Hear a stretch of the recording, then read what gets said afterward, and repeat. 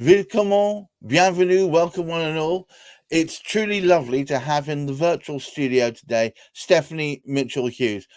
We have spent a long time over the last year and a bit telling her story, working through what she refers to as hard places, all the way up to the time when she did a TED talk talking about resilience. And now we've done a series since that time called Resilience 2.0, talking and really trying to explain to people how you can rise like a phoenix from the ashes. You have the Mhm. ability to do so. And really, today's discussion is really more of that same, uh, focusing on the fact that sometimes you just got to have a little faith and just got to keep going. Stephanie, welcome. Hi, Gareth. So I'm back. I went to Atlanta for my college reunion. Um, Which she had a great time at. It has to yes, I be said. absolutely it was. I love going back to Spelman's campus. I love to see my Morehouse brothers and my friends I mean, to those of you watching, if you don't know, and I've been schooled in this, Spelman and Morehouse were two, I wouldn't say they were exclusive black colleges, but certainly more of the intake was black than not. And it was a place for burgeoning ideas and concepts and pushing the envelope on what could or could not be done.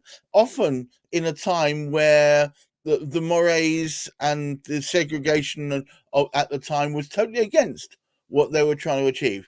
I mean, nowadays we would consider it to be natural and obvious, but back then I think it was, if anything, the opposite of that. And I guess, Stephanie, you made lots and lots of really great friendships and connections at that time, which have stayed with you through the rest of your life.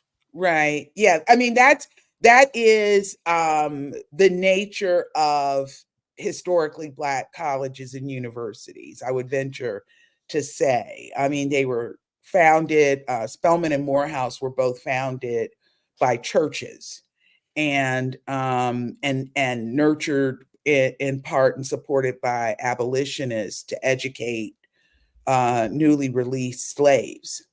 And now they have become places where of just the development of people, black people, because it's um, admission is open. It's not exclusively restricted or limited to black people or people of color. White people can apply to attend an HBCU.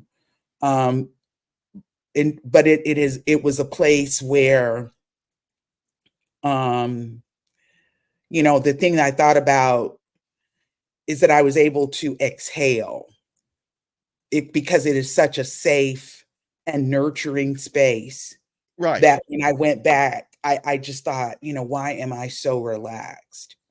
It was because I And was it the could. same? Was it the same at the reunion? Did you get that Oh, same? yeah, absolutely. Right. Absolutely. Absolutely. Because it's like I go back into this safe space, this these historic institutions, historic spaces that they're responsible for, producing leaders and business owners and entrepreneurs and doctors and lawyers and I would say teachers. there's one thing that puts all of those people together, and that's Mhm. critical thinkers. Well, yeah, yes, we were taught and we were expected to go out into the world, prepared to go out into the world to change it for good. And I think that, that traditionally, going back 20, 30, 40, 50 years, that wasn't the case. People would go to university to study the thing that made them happy without necessarily thinking about what they were going to do afterwards, how they were going to change things or improve things. With Norman and Morehouse, I believe from what I've read, because Stephanie gives me lots of things to read, so I go and read. But what was very much the idea was there's a life beyond Spellman, there's a life beyond Morehouse, and when you do that, you need to have your armor in place, but also your weaponry in place, so that you can go out there and make a difference. Right. Well, and I think that that is true of life at HBCUs. I think that's one of the things that has always made HBCUs unique. And Spelman and Morehouse are no different in that. Spelman has been around now for 143 years. Wow. Morehouse is, they've been around a little bit longer than that. But in all of that, through all the years from the beginning until now, the the edict, the mantra, it's prepared to go out into the world. Whether we're talking 1881, the year that Spelman was founded, I think Morehouse was founded in 1867. Yeah, But but just from thinking about it, all back the in way that up. time, putting together an Mhm. educational institution focusing on women, Right. where women are the minority there, not just black women, and then you're Mhm. cycling down to black women. That's even smaller a subset, who are, Right. because Yeah. a woman was expected to make home back then. Right. Well, and then there are generations. I have some of my classmates, one of my classmates I think is either third or fourth generation Spelman, Spelman alum. And you have generations of families who have sent their daughters to Spelman and their sons to Morehouse. And so they're very special places. Yeah, And just seeing my friends and just marveling at how talented and accomplished they are, but and to being have able. gotten, if I can wind this up to the topic, to have Right. gotten that far, where you, Right. because I would venture to say that some few years back, you wouldn't have wanted to go to something like that at all, because you, Well, yeah, I mean, years when I one of the reasons that I was able to breathe life, if you will, into my network was in part because of Spelman. That is one of my building blocks of breathing life into my dead professional network. So let's kind of make a transition here. So we're talking about breathing life back into a dead professional network. And I would venture to say that maybe what we're going to talk about may give some, if you're breathing life into whatever the situation is, going in and breathing life. So back in 2006, one of the things that occurred to me, and became quite clear, is that over the years, I would say between 1991 to 2006, right, in those years, my world had become extremely small, very narrow, and I didn't realize that that was happening. Prior to all of that, and in some of those early years, I was involved in organizations like the Junior League. I was involved in just a wide variety of organizations that were worked on issues that were of very strong interest to me: right, mental health, children, mobile, doing advocacy and work on behalf of improving the lives of children and their families, serving on boards, working within and being part of organizations women's organizations to help empower and equip women. I So was involved. a common thread through this is it sounds like to me you were trying to give back. Right. I was all, and that is the legacy that comes from being at Spelman. But I was Right. just really involved in that way, working on issues of domestic violence. All of those things, those were so important to me. And that gave me an opportunity to be integrated and active within communities, which has always been incredibly important and just an important part of my life. And what occurred in 2006, when I was able to kind of look back and reflect, I realized that, my world had become so small.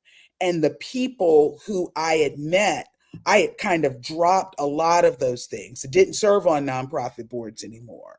Didn't left the junior league. Um, Left organizations, just kind of all of that stuff just had dropped and fallen away. Some of that was because I was raising children. And when you're dealing with small children, it can be challenging to be involved in a number of things.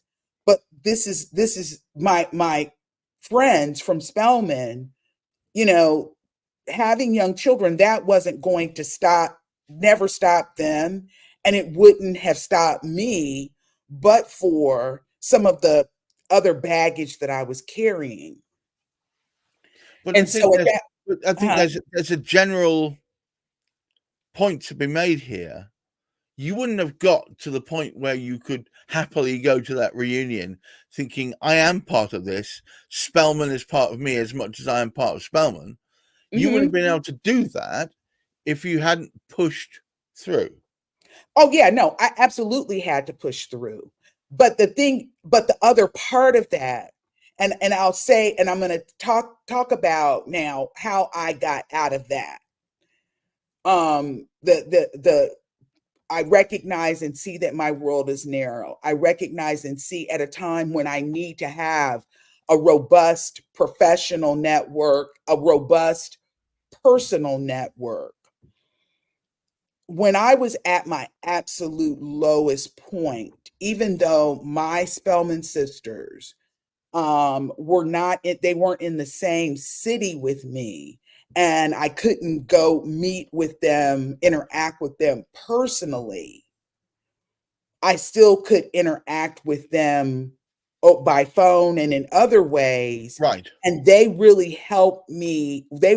Played a central role in helping me to get up off the floor in the first place.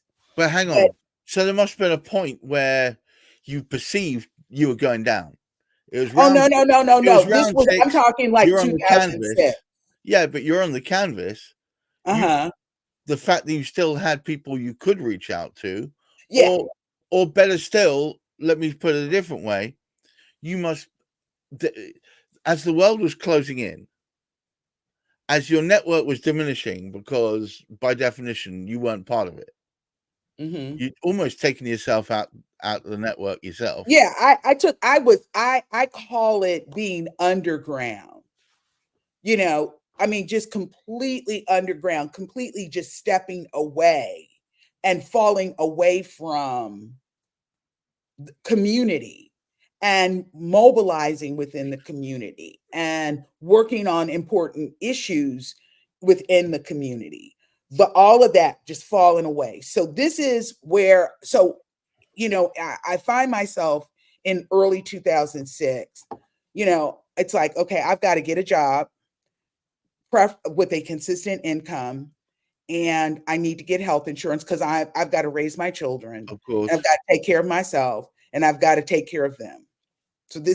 So then I'm looking around, and it's like, I don't even know who within this community, meaning where I live now, I could even call, because I don't have a network. I don't have a way back into community, a path. I don't have allies. which I think are incredibly important. Oh, absolutely. Mentors. I mean, I don't have people ready, with Even right someone you can just talk at, someone to vent to, critical. Absolutely. within and again within the professional community where I am. So this is what I did. The first thing I did, and I continue to build. But the first thing I did was I had to step back and really inventory what I call my dry dead bones, the dry dead bones of my personal and professional network. Is there still any meat anywhere there that I can pick at or I pull away? remember I remember being in a similar position and looking Mhm. through address books and Rolodexes back in the time. Do you remember them? And Yeah. Filofaxes. And I was looking through and thinking, does this person mean anything to me? Do I mean anything to them? Are they just a person I happen to have handshaked with at a conference somewhere? Or are they someone I actually care about and they potentially care about me? And Mhm. I remember at the time it was a very sobering experience because you find yourself, and I don't know whether you can reconcile this with your own experience. You Mhm. find yourself calling out the people and going almost, "Do you remember me? Do you remember Well, we used to do X, Y, Z together?" And okay, so this is, and I'll kind of jump a few steps ahead. So, when you're looking at your network,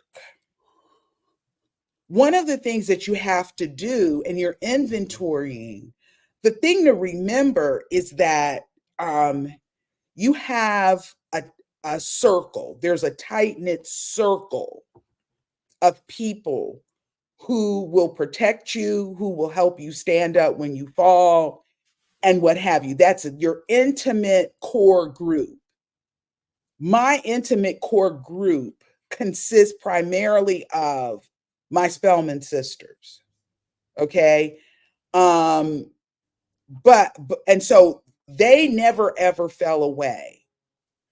well, And you were I very always could that deal with them. that But is the but testament to those rebuilding of those relationships at Spellman, I think. yeah, so those I'm not talking about that one. Okay, so then you always can have, when you're looking at, does this person really care about me? Is this a person who I can trust, who I can talk to? Right. Or is this somebody who I know?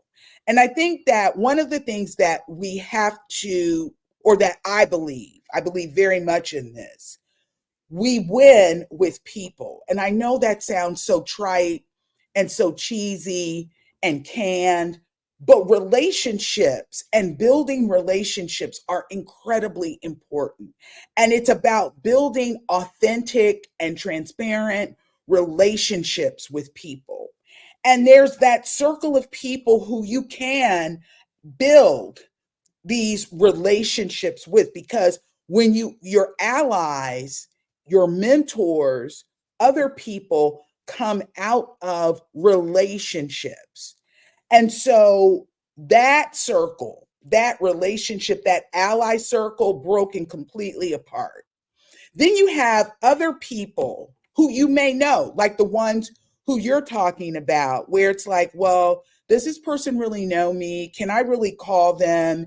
And if I call them, can I trust them? Can I talk to them about something, and what have you? And I would say that for me, um, I found those people to be few and far between, Gareth. And I'm so thinking so those people are fewer and fewer, and they're just so far between. they are it's It's like, but the thing is that you have to say to them, you have to say to yourself and say to your network, say to yourself and look at it. And it's not a mean thing to say, and it's not you're not being callous and cold or anything, but it's like, this is a person who I have met. They may remember me, they may not, but this is a person who I've met. And so you can begin to distinguish and put people into categories. You know, my tight knit circle, it's not very big. My group of my community of people who know me, who I've worked with, who I've done things with, who I've built some relationships with, you know, that kind of thing. So I had to do an inventory. And the thing that was really helpful for me at the time was I had a mentor and I had a friend. And she was my mentor and she was my friend because I felt we had some things in common, but in terms of our way of looking at community, the way that we looked at people, never ever really said, oh, I'm going to be friends with this person because of what they can do for me. I'm going to be friends with this person because they have this connection. And so therefore I'm just going to do X, Y, and Z. You know, was not that type of person. She was also, though, a very powerful and very well connected person. But she wasn't my friend and my mentor because of that. She was my friend and my mentor because of the type of person that she was. And our personalities were similar. And so I can remember in those early days going and talking to her, and she knew some of the things that I was going through at the time. And she was able to make phone calls to people and say, she never said, oh, hire Stephanie or do this for Stephanie. But she was able to call people for me and she would say, go talk to this person. And I think that's a key distinction because I never asked her, oh, help me get this job or tell X, Y, and Z person to hire me. I never ever asked her to do that. But what she did in calling people was she helped me to kind of get back, opened a little corner, a little crack, so that I could sort of re-enter community. She never lived in the community where I live, but she does live in the same state, did live in the same state. And she went to the same law school that I did, graduated years before I did. And so I started doing some of those things. And I slowly, very slowly started to re-enter the community. But then this is what happened. Unfortunately, she died very suddenly in 2008. Good Lord. And unexpectedly. Yeah, very much unexpectedly. And it wasn't so much that I thought, oh, now who's going to make phone calls for me? It wasn't that. No. But she was a sounding board for me. And she was one of those people I could call her because she understood where I was, even though we didn't live in the same city at the time. She understood the lay of the land well enough that if I called her and said, I'm thinking about this, and this, or what do you think about X, Y, and Z? Or do you think that I should do this? She was a sounding board for me and because she knew where she understood the lay of the land. I get you. And so I'm going to kind of move a little bit on more quickly now. So I think the thing that you have to do when you're trying to breathe life into a network is you've got to inventory, assess where you are, inventory your dry bones, the dead life, the dead bones, right, and see where you are. And then go back and start looking at the people who you have met along the way, the organizations that you may have been a part of along the way. Can you go and rejoin that organization? Would you want to do that? Can you go back and then go back on, or do you want to go back onto a local nonprofit board? Or even if you can, a national nonprofit board? Can you go back and start volunteering within the subject area that is incredibly important to you? And so for me, I started doing some of that. And so one of the things that was my coming out and really coming back out into the community was when I spoke at TEDx Columbus. That was one of the things.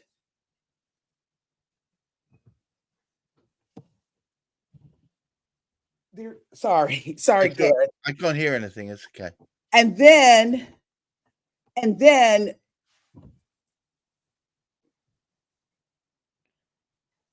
we can't hear anything, Stephanie. It's fine. You can't hear me? I can't hear any noises or anything. Okay. So anyway, so slowly but slowly. And then there was certain things that started happening, programs and ideas. I became very interested, am still interested in bringing single moms back from the brink of poverty, because I've been at the brink of poverty, in poverty, etc. And how do we equip? And there was starting to be, and found out about the 2-generation approach to poverty. And then what I will do, and I'm bold enough to do it, if I see someone doing work, if I want to learn more about it, I will send you an email. I may call you up and say, can we meet? Can we talk about this? I'm interested in learning more. And so that is a way of building relationships. And so I started building and building and building. Another thing that, and I met Carol Fishman Cohen Right. at, oddly enough, I met her in 2014 at the White House Summit on Working Families. Right. And she is the founder of iRelaunch. And iRelaunch is an organization that helps women, corporate professional women, who have been out of the workplace for a specific period of time. They help women re-enter the workforce by creating these internships. And her organization has grown and grown, and now they have begun to spread to other states even, and other companies. But we're talking some high profile, heavy hitting companies where women are able to get internships that enable them to get at different companies, and that helps them to get a foot in the door, and then helps them to start getting some work experience that may be lacking from their resume if they took time out of the workplace to raise children. And she did that because of the challenges that she experienced trying to re-enter the workforce. I'm definitely seeing a common thread. We're running out of time here, but Stephanie, what I'd really like you to do is summarize, because the title for today's talk was how you can rise like a phoenix from the ashes, how you can reinvigorate your professional network. So this is what I would tell you to do. Inventory where you are. If you have been out of the game for a while and you feel that your network is dead, inventory where you are. Then start looking at ways that you can re-enter your space. One of the things for me that is has been really key and central is LinkedIn. LinkedIn, as it's become more and more robust of a platform, it was a way of me beginning to build and connect and find people who have core interests and what have you, connect with them, talk to them, find out more of what you're doing. This is the other thing that I like to do. I like to collect resources.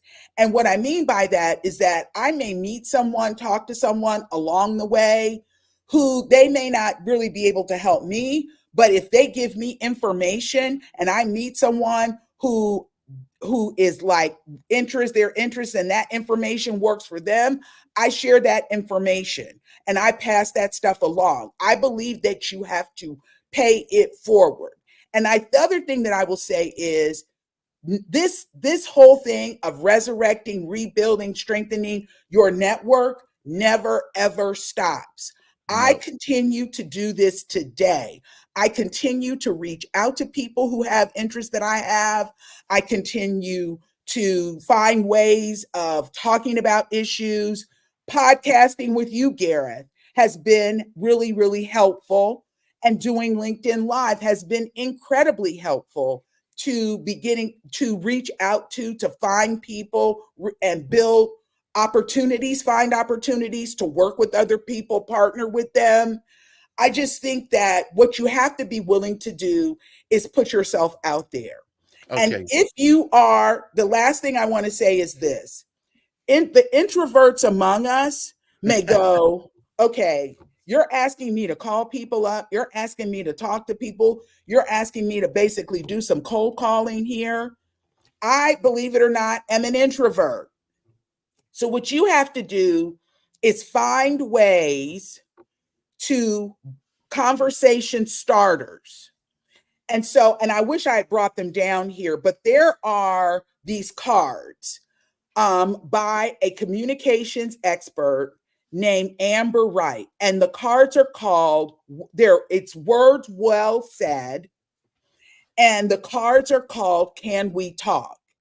And I bought some of her cards some years ago when she first produced her first set. Well, now she's expanded. So you've got Can We Talk questions or cards, and they have different questions on them that you can ask people in a social situation, in an office setting, with your children, and with couples. And so figure out conversation starters and questions, and keep track find a way to keep track of your networking efforts and just keep building. You've got to treat it like you're trying to build a house.